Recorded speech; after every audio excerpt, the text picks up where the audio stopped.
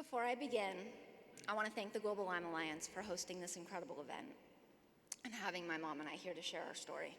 We're so honored. I'm very nervous, so please bear with me.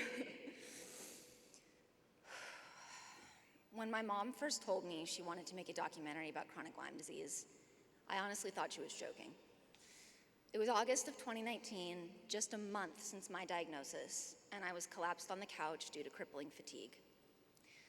I couldn't even move my limbs, so my mom had to prop my head up on a pillow just so that we could see each other. Every square inch of the coffee table before us was filled with piles of documents, everything from test results and treatment protocols to medical bills and insurance paperwork. My mom had a thick spiral notebook in front of her and was furiously mapping out my fall treatment schedule when she suddenly looked up at me and said, "This whole process is so overwhelming.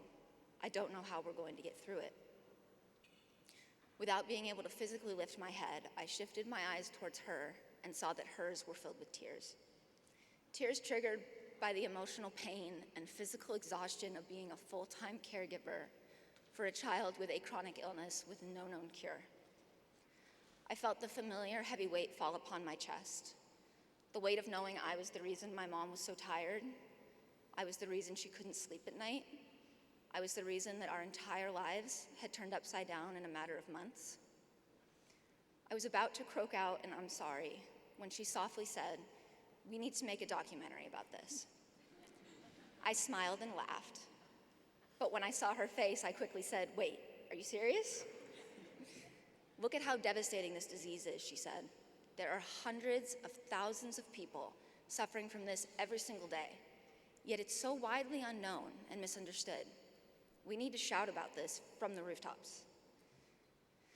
But as she looked down at the piles of paperwork in front of us, a look of realization that this was our reality for the next 2 years washed over her face. We never spoke of it again, until about a month later, when she informed me that she had hired an entire production team, and we were set to start shooting late September. Fast forward 3 years later, and we have created an entire film called "I'm Not Crazy, I'm Sick." Leave it to my mom to make the impossible possible. When I was first diagnosed with chronic Lyme disease, it was a truly bittersweet moment. I was so relieved to finally have an answer to my 10+ years of debilitating pain, especially after being told by countless doctors that I was perfectly healthy and just depressed. But I also knew that I had a long road ahead of me. What I didn't know was just how painful, isolating, and at times unbearable that road would be. Battling this disease has without a doubt been the hardest thing I've ever had to do.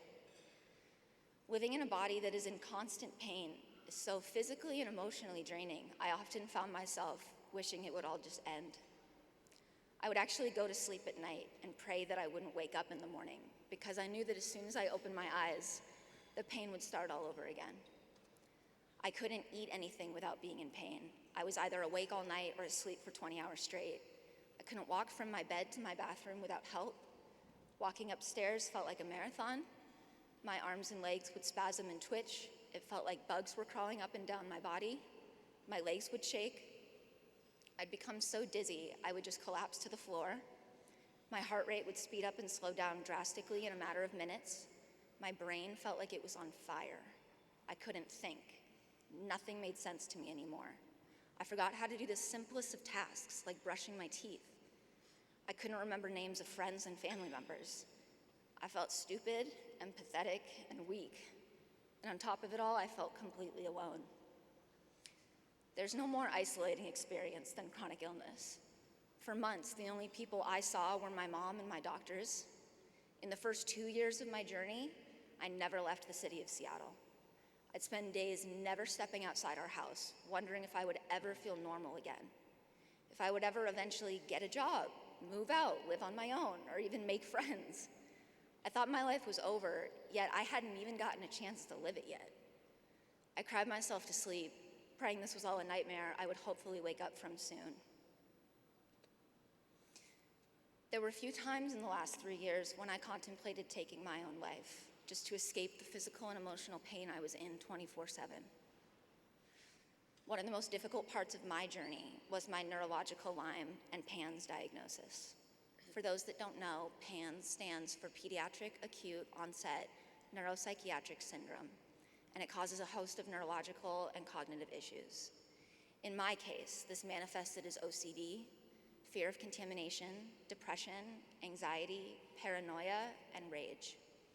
The bacteria had crossed my blood-brain barrier on such an extreme level that one doctor told me that in his 40-plus years of treating neurological Lyme and PANS, he had never encountered a case as severe as mine.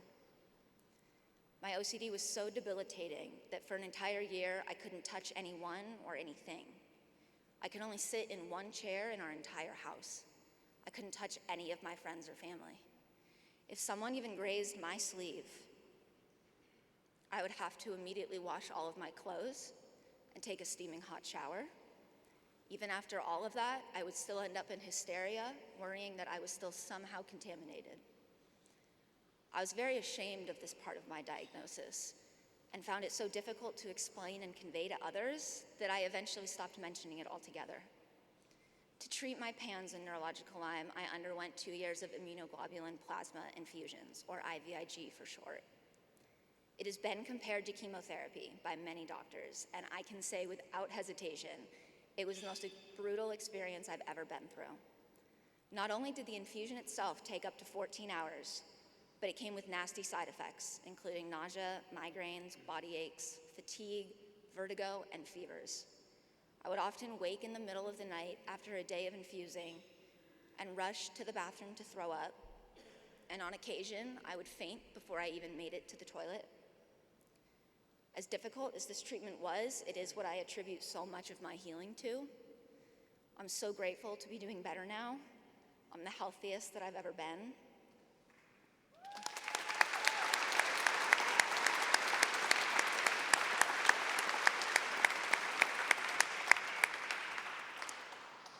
And as my mom mentioned, in 2 weeks, I'm moving out of her home in Seattle, where I've resided all throughout treatment, to my own place in Los Angeles.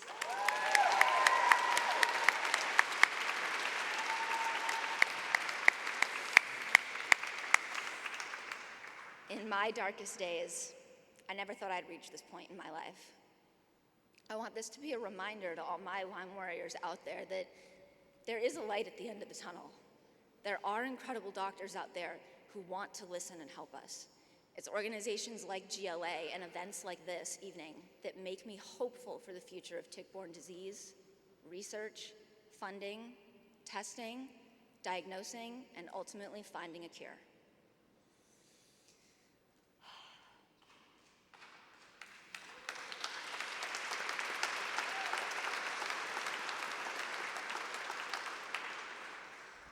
Before I wrap up, I want to take a moment to talk about a very special young woman named Honoree Champagne, who died by suicide just last month, a year after being diagnosed with chronic Lyme disease.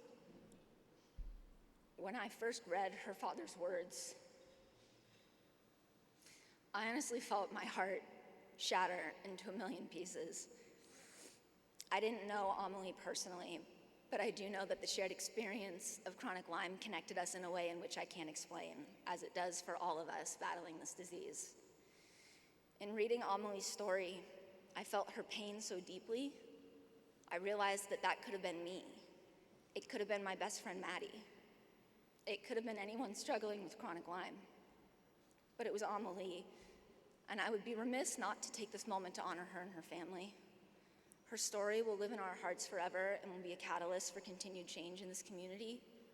We love you, Honoree. Thank you for your strength and bravery. Lastly, I want to thank some very special people. I want to thank my incredible team of doctors, Dr. Christine Schaffner, Dr. Summer Beatty, Dr. Renee McKinney, Dr. Kim Traeger, Dr. Sarah Bedford, Wendy, Lindsay, and the rest of the team at Imminence Health. You all made that place feel like home even on my hardest days. I want to thank Jason Paymer, Jens Jacob, Elle Ginter, and the entire production team from I'm Not Crazy, I'm Sick. Thank you all for believing in me and helping me tell my story in the most genuine and authentic manner. You guys are just as much my family as anyone else. I want to thank my best friend, Maddie Pinkney, who's here with me this evening.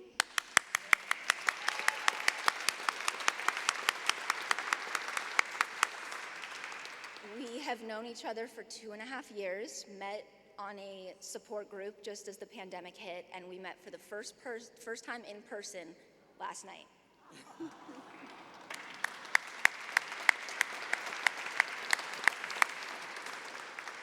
Mads, I love you, and our friendship is one of the only things that has gotten me through these last 2 years. I thank God every day for bringing you into my life.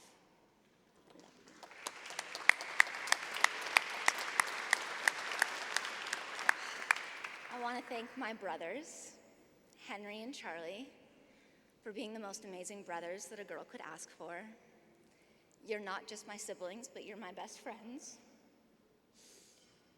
And your love and support during such a scary time in our family shows what compassionate young men you both are. And thank you for always knowing how to make me laugh and bringing a smile to my face even on my most painful days. I love you both.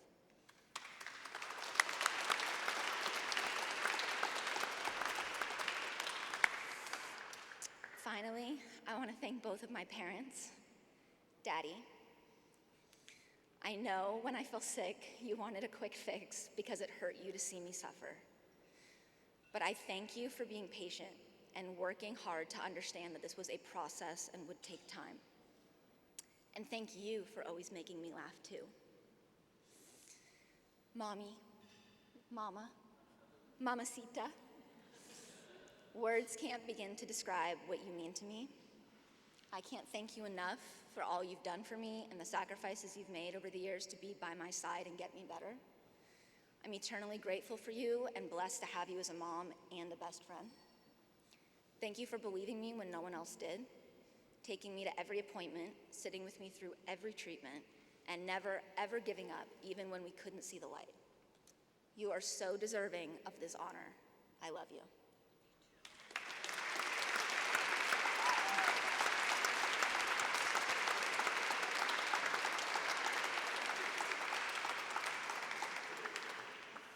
I want to thank each and every one of you for being here this evening. It means the absolute world to my mom and I. Now let's raise some money.